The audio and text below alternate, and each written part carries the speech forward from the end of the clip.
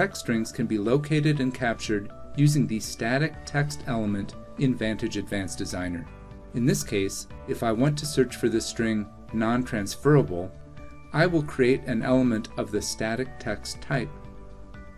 Then I enter the text string that I wish to find. Here I will key in non-transferable. We could change the percentage of allowed errors to account for varying quality of documents. I will press Match to see the results in a hypothesis tree. I click the green dot and see where the string was located. There is a variation of this document with the synonymous term non-interchangeable. To accommodate this, we can modify our static text element and add a secondary search string. Once again, I will press Match to see the results. By clicking on the dot, I can see that the string non-interchangeable was found.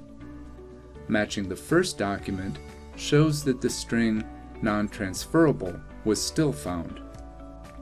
This is a fundamental and frequently used element in Vantage Advanced Designer.